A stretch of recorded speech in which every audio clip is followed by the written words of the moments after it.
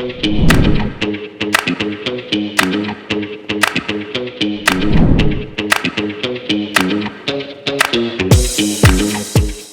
sexual and reproductive health and rights have traditionally centered on women and girls, men play a crucial role in advancing progress. In today's episode, we would examine how men engage or should engage in sexual and reproductive health conversations and initiatives. This discussion will unpack gender dynamics and what it means for men to act as true allies in promoting reproductive health and equity. My name is Benny, and you are welcome to another episode of the Empowered Choice series. I hope you stay with us throughout the entire conversation.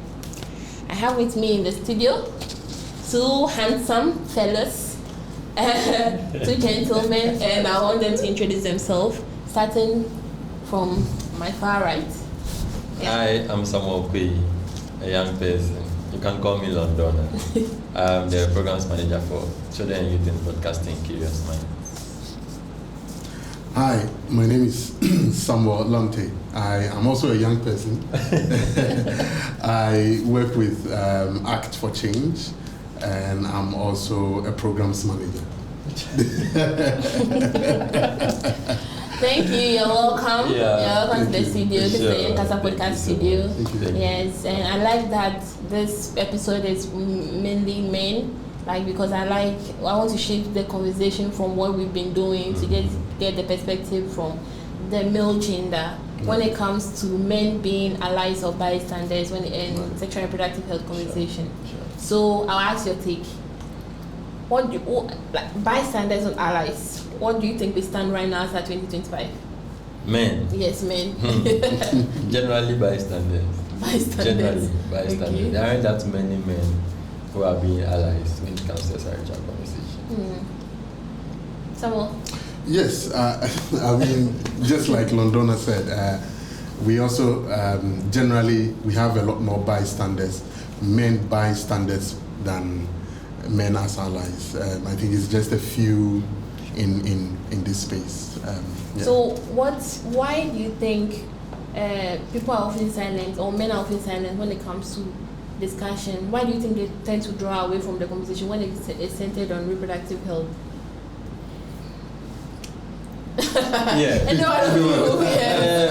Of course, I picked the discussion from the health-seeking habits of men first. Men generally are not that eager when it comes to seeking help, waiting to challenge. The last minute. They're almost at the point of death before you see a man gathering himself to go to a health facility or asking for help anyway. And so, sexual reproductive health and rights is no different. I mean, I don't know whether it's because it has to do with health, but that's the kind of attitude a lot of men have toward these issues, which have sort of made them bystanders when it comes to SRHR issues. Much more so when you find yourself in a situation where generally there's a lot of stigma also around men being involved in SRHR issues. It has contributed to making a lot of men bystanders when it comes to SRHR issues. Okay. Samuel? No, I mean, I completely agree with Londona. There's the aspect of men who we traditionally don't really care about our health. I just don't know if it is hereditary or perhaps no, seriously, I mean, so I went in the nursing setting before. Man, you come and you see on the diagnosis stage 4. What were you doing all this while? But I'm pretty sure that a woman, the moment the headache comes, when you say, let me go and check, at least what is wrong. Right. And for me, I don't even think it is, and I'm not saying we are saying it is the fault of the men. It's also the composition of our society, how society had actually created a lot of pressure for men that taking care of ourselves is the last thing on our priority list. That's true. Self-care, healthcare, is completely at the last bottom of our priority list as men, and I think it contributes to that as well. And there's also, the general sentiment in society that surrounds men being, a man. I mean, for you to be a man, you need to show no sign of weakness. You have to cry. Even if you're in pain, you can't cry.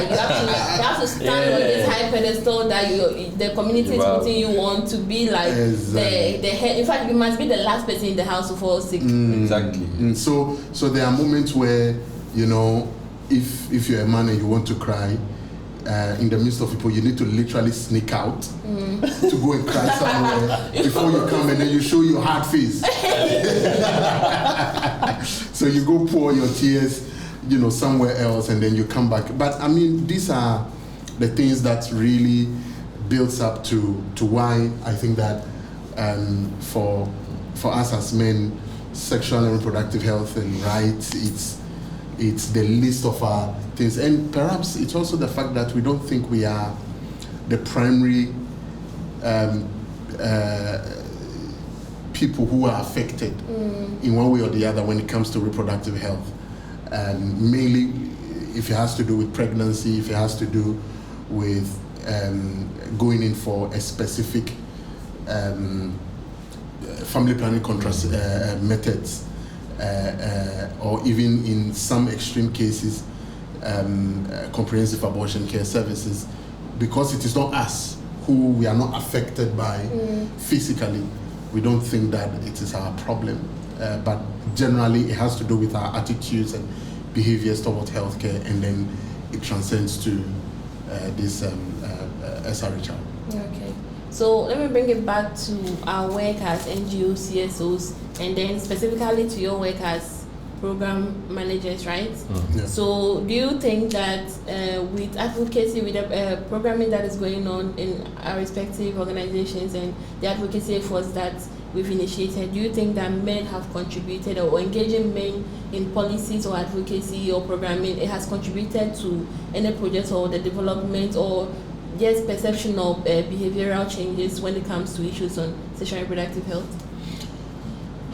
Yeah, I mean, to some extent, but behavior change takes time. Unfortunately, many funders don't have that patience. But behavior change and attitudinal change, it takes a lot of time, because you are dealing with somebody who is used to a certain behavior or a certain perception their whole life. So for you to use 1 year, maybe 18 months, 24 months to change it is going to be difficult. Yeah. But you can see men questioning their attitude and setting norms in their societies through some of the projects and activities we do. And for us as an organization, Act for Change, we are working on the Transforming Men movement. It's one of the projects that, for us, we think it's a way of also engaging men and boys in that aspect. And the movement has 3 thematic themes or areas we are focusing on. Firstly is we are looking at promoting positive masculinity amongst men and boys. And then secondly, we are looking at also how we can engage men to ensure that we end sexual and gender-based violence against women and girls. And then finally, we are looking at promoting fatherhood and caregiving as well. So as an organization, that's what we are doing. But we do admit that there are pockets of events and activities happening around the country that centers around male involvement, but it's not comprehensive enough. I would say that. But I do know organizations like Act for Change, like Curious Minds, who are doing stuff like that. And of course, PPH. Of course, PPH. It's worth noting, because there are a number of trainings, a number of sessions we've had, both for general populations and for men, targeted men. And in the spaces where we have these things, we have experts from PPAG being part of them to enable them understand some of these things, to unpack some of these things. It's very valuable when you have the contribution of those who are very learned in SRH, explaining some of these things to them. We could easily explain something around why, from a legal aspect, it's good for consent to be agreed upon between both partners before maybe a sexual act or a decision regarding that, or why it's important for men to be supportive when it comes to menstruation, for instance. However, explaining something like the process of maybe fertilization when it comes to how certain contraceptives work and others, there have been very valuable inputs from experts from PPAG in the various areas we carry out our projects. And I think if we are going to realize very good impact, a lot of these collaborations would contribute, because it's already difficult doing that on your own. Exactly. I remember buying a sanitary pad to gift a lady. And this was somebody, it's not a total stranger. She's not even a how are you kind of person I know. Somebody I usually vibe with. And she found it so strange that eventually she didn't take it. I had to give it to someone else. That a guy would buy exactly. And this is knowing me to be an advocate for menstrual hygiene and all. You see it on my WhatsApp status and all that. And consider that average guy in a community somewhere who is probably saying, oh, because of the training I've received from PPAG or from Act for Change or from Curious Minds, I'm deciding to change my ways. I want to, Charlie, at the initial stage, there might be that kind of hesitancy from even the ladies to embrace that kind of thing. But then the key thing is that we are still putting in the work, so we are hoping that that impact will be more profound moving forward. That's good. That's good to know. I like that you're able to elaborate more on the work you're doing. It's good for our listeners to know that a lot of CSOs are working together and collaborating to cause changes in this area of work. Yeah. So we have talked about it, behavioral change and everything, and mostly when it comes to reproductive health issues, the conversation is always women. In fact, you can find a gathering of people, let's say just young people, and you ask, what do you think menstruation is? Or how do you think women get pregnant? Or what do you think you can avoid to get pregnant? And out of 10 women and 10 men, maybe 9 women will tell you exactly what you want to hear. But then maybe a man out of that group will be able to explain to you, and maybe not elaboratively like the way you would want to get it. So and I want to contribute to the fact that as much as we are saying that learned behavior, it's also to societal norms, gender norms, a man is supposed to be this, a woman is supposed to be this, she's supposed to be responsible for this. The roles have been assigned to them in this way, but it doesn't just stem from it didn't just start from the beginning, like they were born and it has been in existence for a while now. You see, our fathers, our mothers, that is what they know, that is what they are teaching. So how can we change this behavior? Maybe not entirely, but what is the step forward we can do to change this behavior or these societal norms when it comes to issues or topics that address the sexual and reproductive health needs of young people? Baby steps.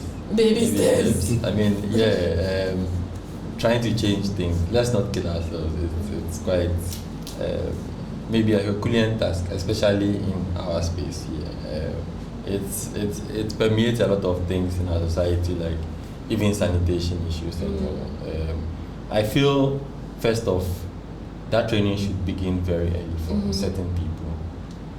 We might have lost those who are older and might have been distracted with other things, and so maybe their primary concern will not be issues regarding he being an ally to a lady, seeing that they've been used to doing that for a long time. Even the ladies have bought into it, and so at times they wouldn't even want the guy to change.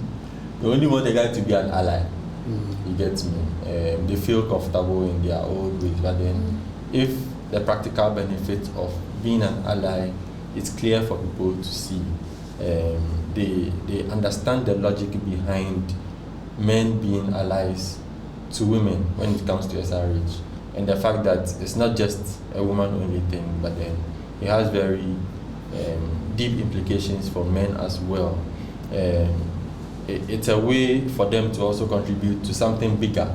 I mean, everybody will be happy to see their actions, something they are changing, contribute to something bigger than just maybe within their home. So even throwing the national development angle and the fact that it doesn't take a single gender to build a nation or to promote sustainable development. And so if through a man's actions, that lady somewhere is not struggling with issues that has to do with reproductive health, but is also healthy enough to also contribute to national development in terms of, say, economic work, in terms of knowledge building and knowledge acquisition and all of that. The person sees beyond that narrowed picture of, I am a man, I'm superior, I'm supposed to dictate everything, and when it comes to this issue, leave it to the women to discuss, or leave it to the women to sort it out for themselves. And then maybe I'll go and focus on making money only, or I'll go and focus on entertainment. I mean, our priorities are entertainment, making money. Sex. It's so simple. It's so simple. You have actually, there are just a few who would add maybe religion and then health. You get me? It's always When it comes to Yeah. So I think the baby steps could be drawing from this angle. I've already mentioned behavioral change, and I think it's a very, very key thing. If everyone involved in this process is narrowing or turning their attention to that strategy, behavioral change, I think it will do a lot. Not just for reproductive health, but then for a lot more other things that we are trying to achieve. No, I completely agree with you, Londona, and I would also even want to say that we need to also promote some bit of healthy relationships at the adolescent level. Sure. Because it's at those formative years that you begin to go into relationships and all of that. And so if young people at that stage are taken through steps and are shown what healthy relationships could actually do to them, and they see the benefits of healthy relationships, I think they grow with it. And in healthy relationships, there is the need for you as a man to, listen and understand your partner. There's the aspect that also talks about knowing the needs of your partner, and also to some extent even appreciating the position of your partner. And appreciating the position of your partner also could mean that their bodies are respected, their bodily autonomy is respected as well. And you plan together, and planning together means you're taking everything into consideration. So once you grow with that attitude, with that behavior of that in relationships, I think that it gives you an experience of how you can play an active role in promoting quality reproductive health and lifestyle for not only you, but for your partner as well. And I think, again, baby steps, we need to celebrate the men who accompany their female partners to antenatal care as well. We need to amplify them because, I hear they attend to women who bring their partner. Fast. Even if I'm a single woman, I was there, let's say by 7:30, antenatal, the way is so early, so 7:30, and I'm without a partner. And then woman who can maybe at 9 o'clock but with a partner can bypass and go for it, because they are looking to actively involve men. So they are sending the message that next time, bring your male partner. Let them be involved in the whole pregnancy. I think I volunteer to do that.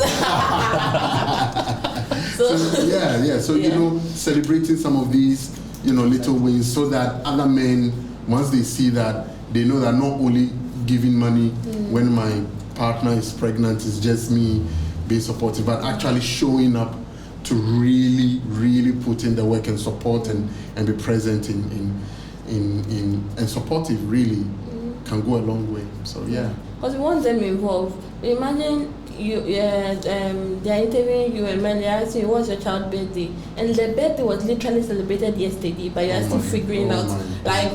September. It was just yesterday. Pressure.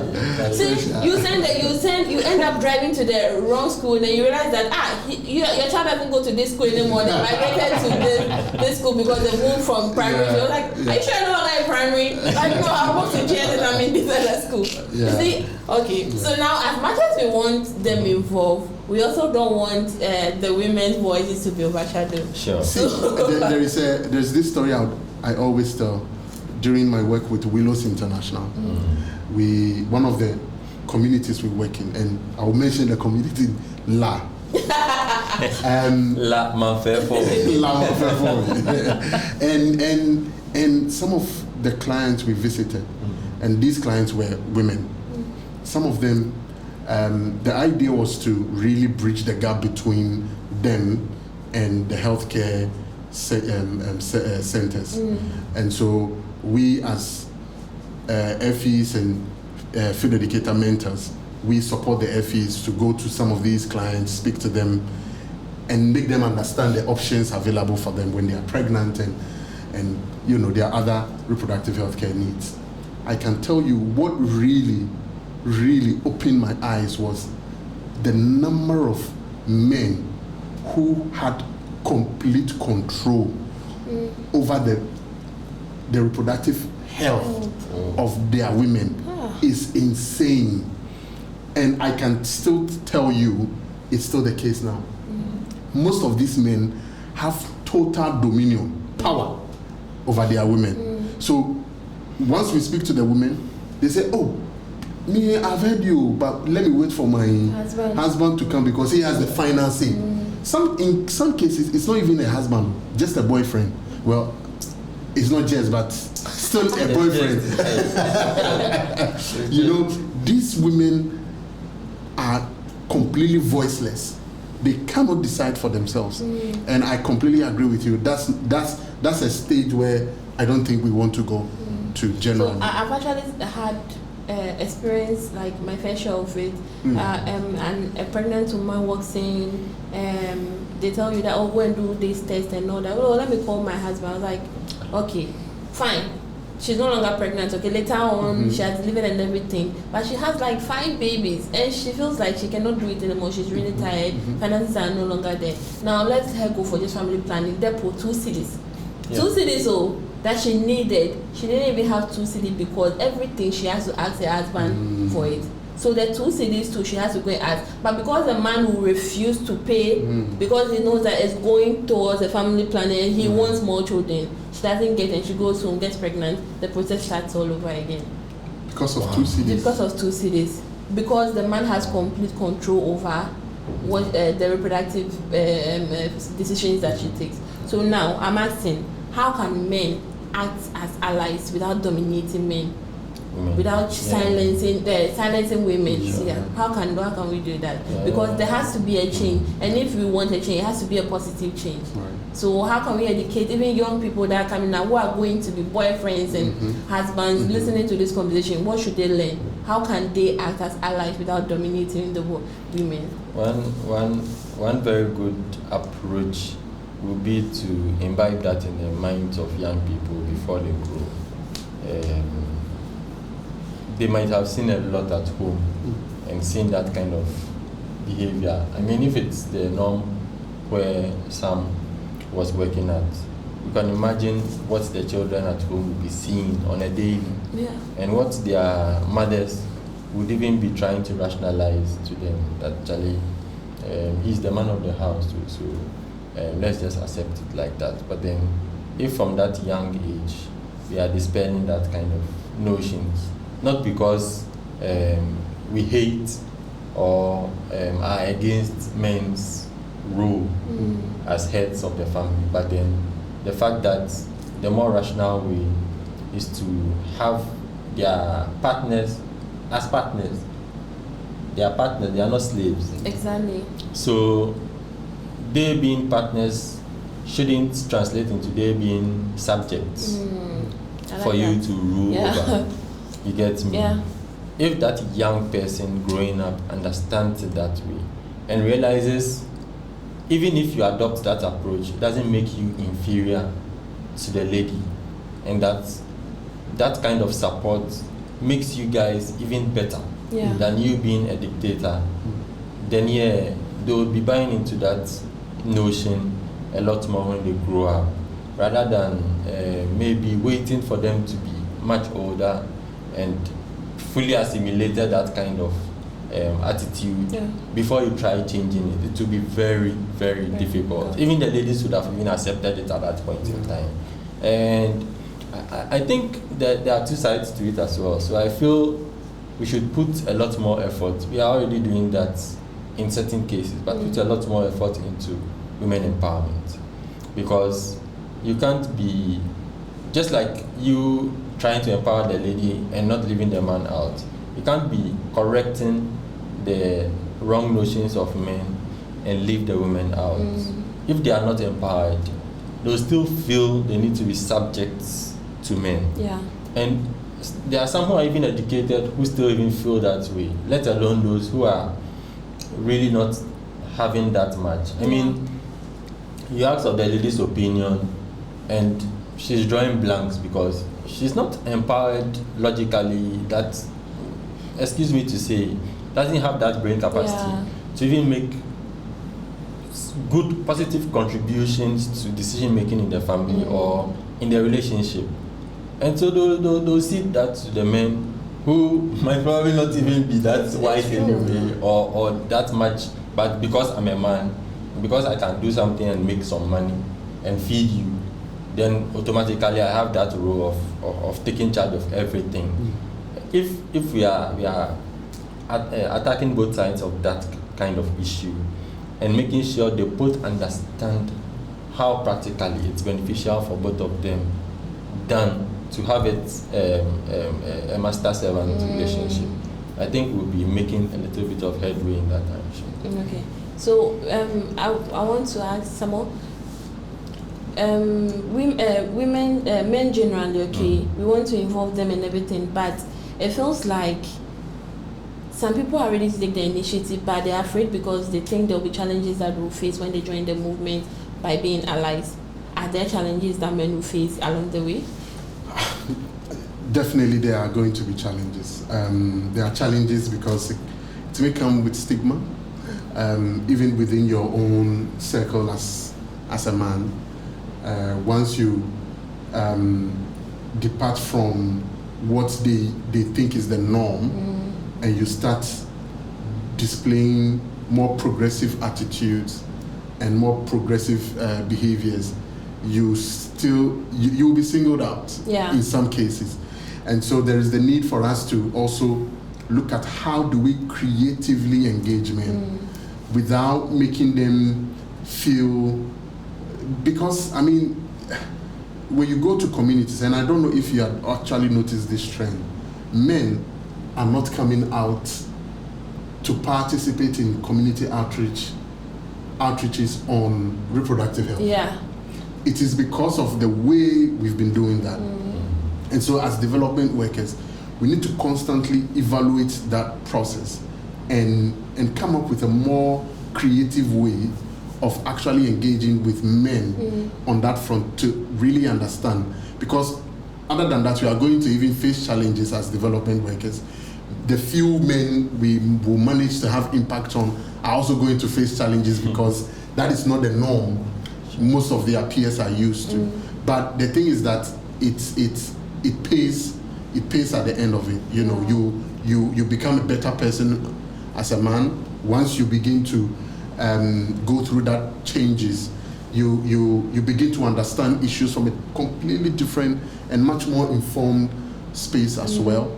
And you begin to also appreciate your partner as well, because you see, if your partner is completely depending on you for everything, in itself takes a huge toll on you. Yeah. How can you be thinking about health when your partner is depending on you for 2 cedi, when your partner is depending on you for, but you are not actually providing the room for your partner to grow. That's true. You know, everything you think because you are the man you need to take care of. It is a lot. It's a lot. It is a lot. So once you begin to understand that as a woman, they also have a role to play, but we shouldn't limit them and say, oh, okay, this is where you just have to play up to. Leave the money aspect to me, leave the this thing aspect to me. So you will be taking care of bathing the baby, taking them to school, feeding them, and that's all. But there are other aspects that we need to follow in terms of empowering women. And I'm circling back to your earlier point. If the women are empowered financially and even resourcefully, they become very resourceful. Yeah.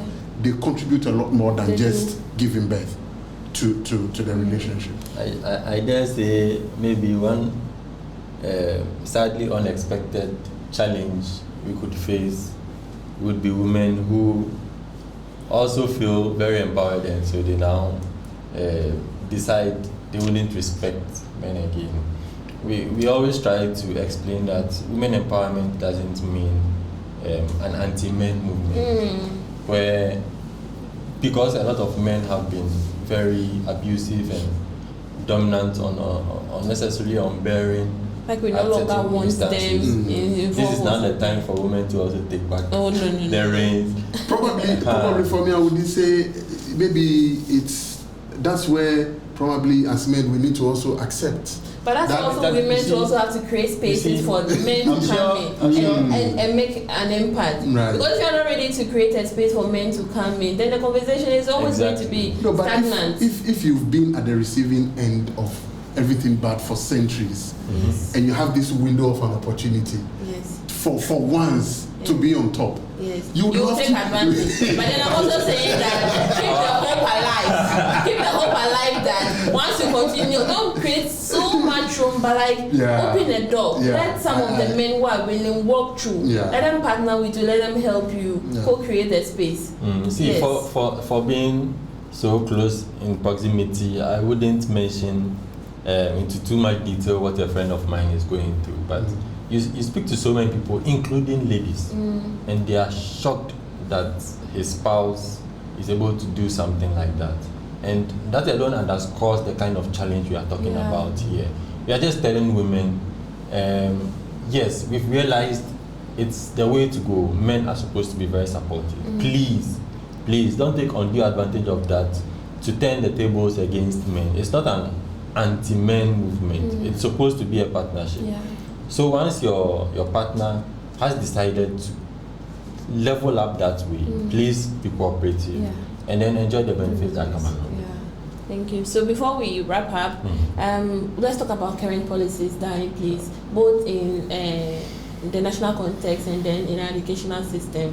What are some of the policies that are in place to equip men to understand and advocate for sexual and reproductive health? I know there is the National Gender Policy, which was launched somewhere 2015, and that idea was to promote gender empowerment and ensure a fair representation of all genders in national development. Then there's also the health sector gender policy, which was also a policy document which was released by the Ministry of Health somewhere in 2009 as well, which also spells how it's important for both genders to have access to quality healthcare services. But again, there's always a gap because there are no clear roadmap as to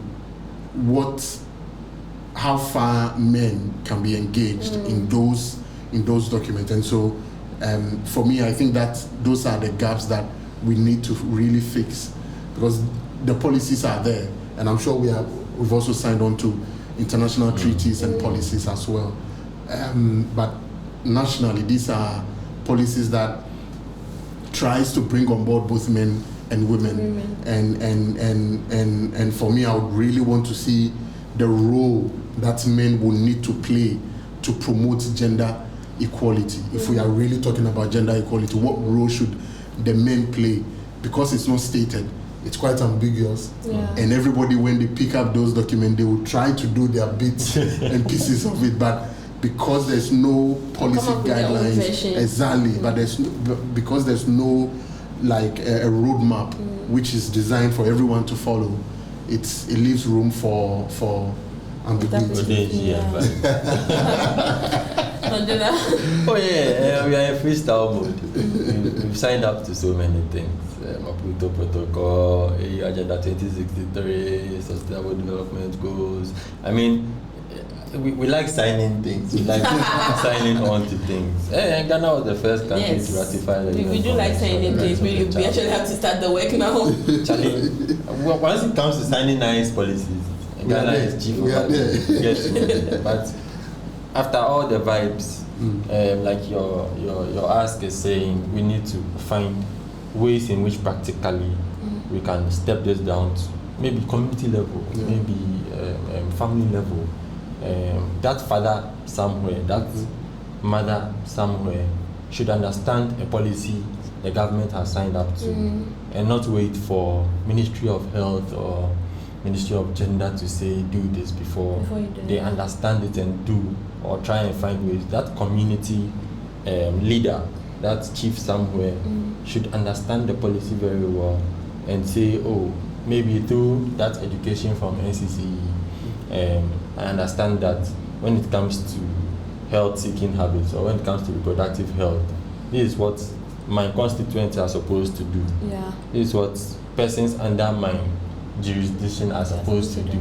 So how do I collaborate with, say, the MP? How do I collaborate with the district health directorate over there to step down these policies to families, individuals who are supposed to be benefiting from these nice policies we signed up to?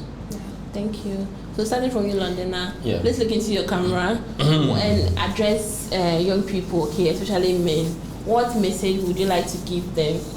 Anyone listening through our digital platform, and about like people who want to move from being bystanders and allies, because I'm sure that they've been listening to this conversation from the beginning, and at some point there's some behavioral change that has happened within them that they feel like, I think I'm not doing enough. What more can I do? What would you want to see our young people? Fellow Ghanaians. Being a very supportive man or guy does not mean you're inferior.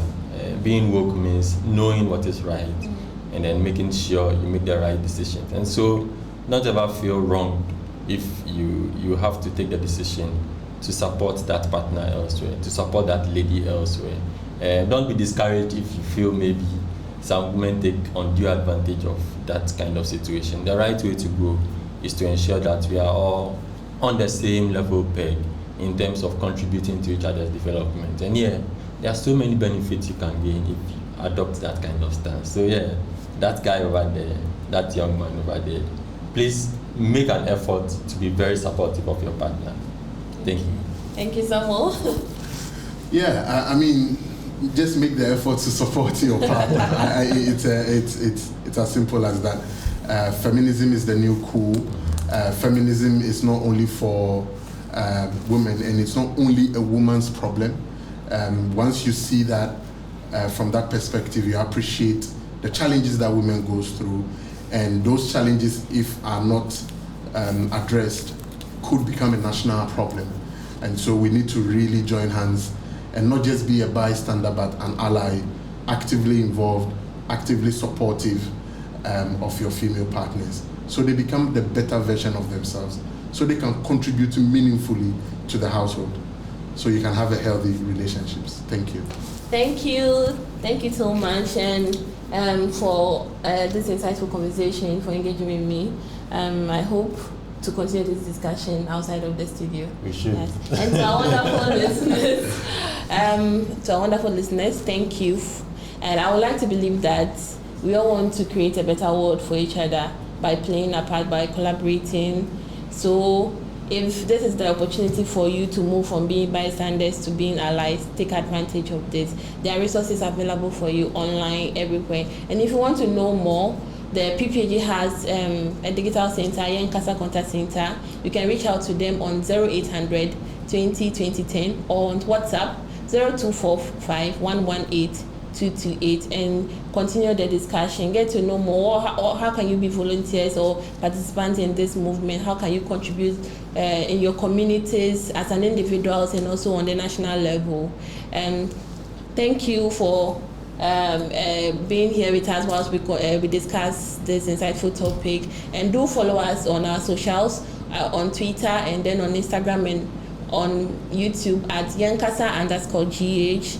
And we'll see you again on another episode of the Empowered Choices. Bye.